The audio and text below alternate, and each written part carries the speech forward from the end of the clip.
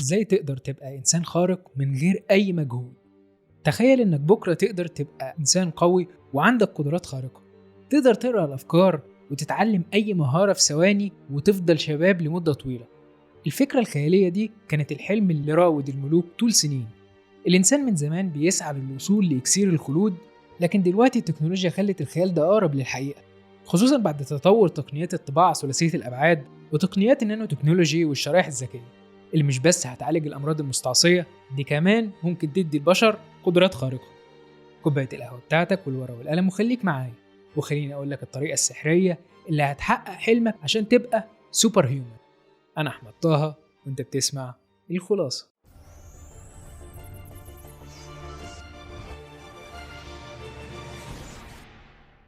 أهلا بيك يا صديقي العزيز في حلقة جديدة من الخلاصة. أكيد سمعت عن أشخاص عندهم مشاكل صحية في القلب والكلى وغيرها، فطبقا لتقديرات منظمة الصحة العالمية في حوالي 1,000,000 حالة في العالم على قوائم الانتظار لزراعة الكلى، وحوالي 130 ألف عملية زراعة أعضاء سنويا. لكن للأسف ده يعتبر 10% بس من الطلب العالمي على زراعة الأعضاء والأنسجة البشرية.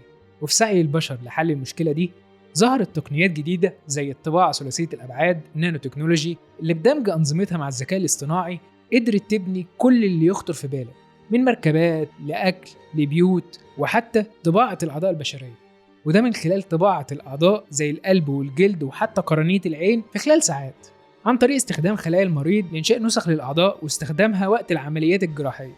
وده مش كلام على فكرة، ده طبقا لتقرير نشرته الديلي ميل البريطاني، واللي تم تطبيقه فعلا في 2022 بعد منح ست أول أذن مطبوعة ثلاثية الأبعاد في العالم. العملية اتعملت بعد نجاح فريق باحثين من جامعة ويك فورست في نورث كارولاينا. الباحثين دول قدروا يبنوا طبعة ثلاثية الأبعاد بتنتج أعضاء وأنسجة ممكن تتزرع في الأجسام البشرية، وقدروا العلماء ينتجوا أجزاء من العظم والعضلات والغضاريف، غير نجاح فريق من جامعة نيوكاسل في طباعة أول قرنية عين بشرية في 2018. لكن هل ده بينطبق على كل أعضاء الجسم؟ في الحقيقة لا، في أعضاء معقدة وحيوية في جسم البشر بيبقى صعب إنها تطبع. لكن الباحث أندرو مورجان سأل نفس السؤال، وفي 2020 وبعد إقامة 272 يوم في محطة الفضاء الدولية لقى الإجابة على السؤال ده، وأعلن نجاحه في إنتاج أنسجة حية من الخلايا باستخدام الطبعة ثلاثية الأبعاد والحبر الحيوي، اللي هتساعد الأطباء في زراعة أعضاء بتضم تجاويف معقدة زي القلب. وده لأن إنتاج أنسجة لأعضاء معقدة بالطباعة ثلاثية الأبعاد على الأرض هيتسبب في تفكك الأنسجة دي بفعل الجاذبية الأرضية، لأن زراعة الأنسجة دي بتحتاج نوع من السائلات العضوية المؤقتة للحفاظ على تماسكها، خصوصا لو جواها تجاويف زي حجرات القلب. لكن المؤثرات دي مش موجودة في البيئة اللي جاذبيتها قليلة زي الفضاء، وبيتوقع إن في خلال 10 سنين هنقدر نزرع أنسجة وأعضاء مطبوعة بالكامل وبتشتغل بصورة طبيعية، غير تطبيقات تانية لعلاج بعض الأمراض زي الزهايمر من خلال استبدال الخلايا المريضة بخلايا تانية سليمة.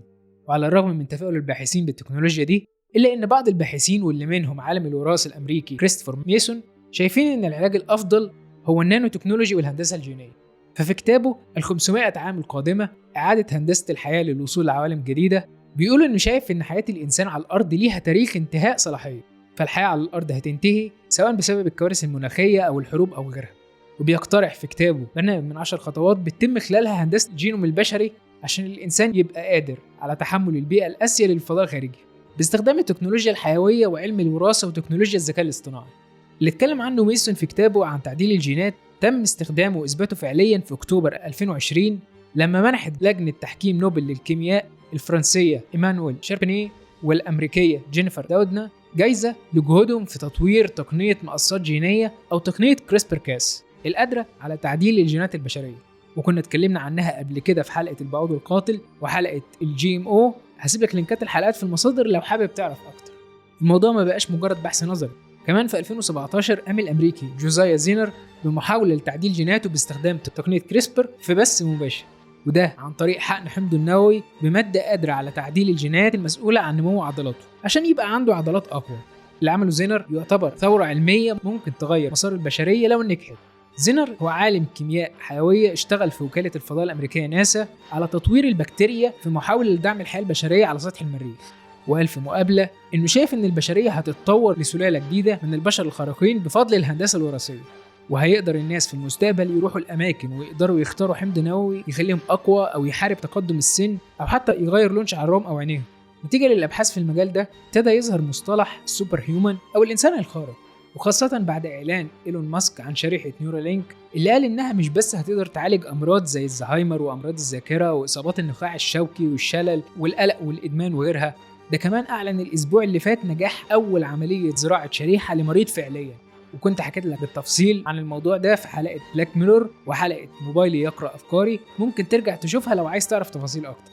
لكن وباختصار، هدف ماسك الأساسي على حد وصفه هو الحفاظ على الإدراك البشري الخارق، وده من خلال تطوير القدرات البشرية عشان تساير قدرات الذكاء الاصطناعي اللي بيتطور وبيتعلم بوتيرة سريعة ومستمرة، وده من خلال زراعة الشرائح الذكية جوه عقول البشر عشان تقدر تواجه قدرات الذكاء الاصطناعي المتطورة، وبالتالي نضمن استمرار بقاء الجنس البشري. يعني لو زودنا عقل صناعي بجانب قدرات العقل البشري، النتيجة هتكون عقل بقدرات خارقة.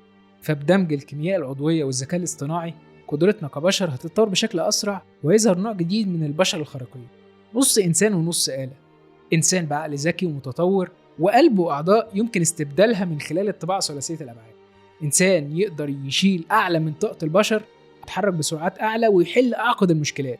حتى قراية الأفكار ما عادتش مجرد خيال علمي، فحاليا من خلال الذكاء الاصطناعي والشرائح الذكية اللي بتترجم الموجات الكهرومغناطيسية للمخ وتحولها لصيغة رقمية ممكن تقراها زي فيلم دايفرجن. الأبحاث حاليا على التكنولوجيا الجديدة دي منصب لإجراء عمليات تنقذ أرواح المرضى، لكن بسبب ارتفاع تكلفة طباعة الأعضاء خصوصا في الفضاء، ممكن تجذب تكنولوجيا زراعة الأعضاء فئة معينة من الناس مستعدة لدفع مبالغ كبيرة عشان يستفيدوا من التقنيات دي، وده اللي هيخلي التكنولوجيا حكر للفئة دي ومش هتستفيد بيها البشرية زي ما العلماء كانوا عايزين، غير تخوف بعض الباحثين من معضلة أخلاقية زي إمكانية استخدام التكنولوجيا دي لأغراض تجميلية أو حتى في تعزيز قدرات الجسم البشري في مجالات كتير زي المجال الرياضي. يعني مثلا ممكن أب أو أم يكون عندهم ابن رياضي يطلبوا استبدال قلب ابنهم بقلب حجمه أكبر عشان يضخ الدم بقوة، واللي طبعا هينعكس على قوته وأدائه البدني، وبالتالي يتحول ابنهم لنجم رياضي. الخلاصة يا صديقي إن الإنسان اللي بنى حضارة بابل والحضارة المصرية القديمة بكل علومها وفنونها، وابتكر الآلات اللي خلته يطلع للفضاء ويغوص في أعماق البحار، وعمل تكنولوجيا وذكاء اصطناعي قادر يحل أعقد المشكلات، هو فعليا عنده قدرات خارقة.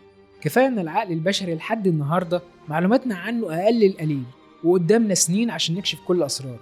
التكنولوجيا في المستقبل ممكن تخلينا نتجاوز قدراتنا وحدودنا الحالية، بس السؤال، هل إحنا فعلا محتاجين نبقى بشر خارقين؟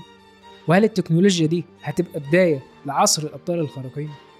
اكتب لي رأيك في التعليقات، ولو عجبتك الحلقة ما تنساش تعمل لايك وشير واشتراك في القناة وساعدنا نتطور ونقدم محتوى أكتر وأحسن. أنا أحمد طه، أشوفكم بخير.